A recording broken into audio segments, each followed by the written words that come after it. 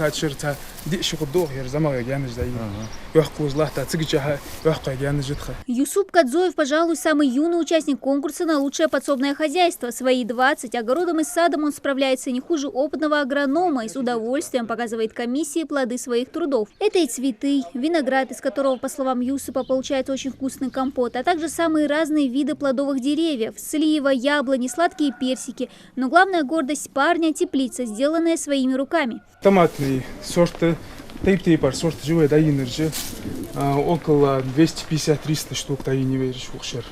Тогда хачер измысл даини. Здесь растут несколько видов томатов и огурцов. Совсем скоро созревший урожай он планирует реализовать в местных магазинах. В конкурсе, инициированном главой региона, он участвует впервые и очень надеется попасть в число 23 победителей. А вырученные деньги хотел бы вложить в хозяйство. Хозяйство лили халят, но как здесь забросить валла еще лужать полностью.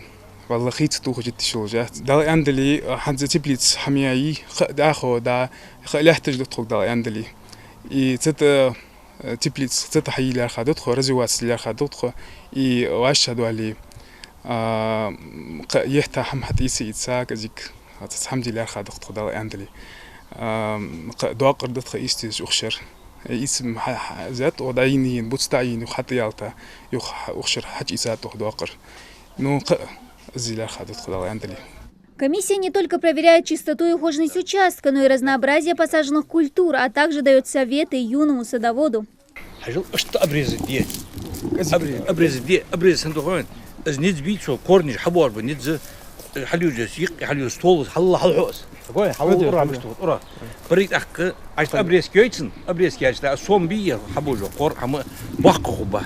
Кукуруза, картофель, тыквы, несколько видов свеклы, включая сахарную, разнообразием овощей и фруктов. На своем участке может похвастаться и Умар Куриев, еще один участник конкурса. С особой гордостью рассказывает комиссия, в этом году урожай кукурузы выдался на славу.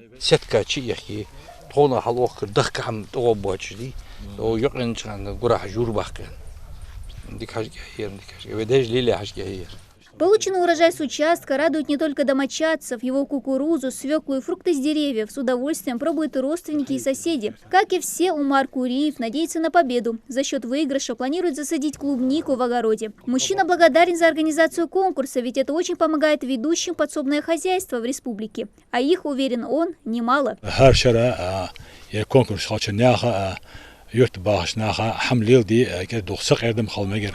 حمليل دي شام حالترلور حالهر ماتين مسار بيزم ميهتا الحالهر سغولي وشاستي ياهر خوز حمديز سغا بيزم توبولش سغو قهيغ ميرمشت بخيد خودولش دو حمد واوش تا конкурс حالوالر дастс.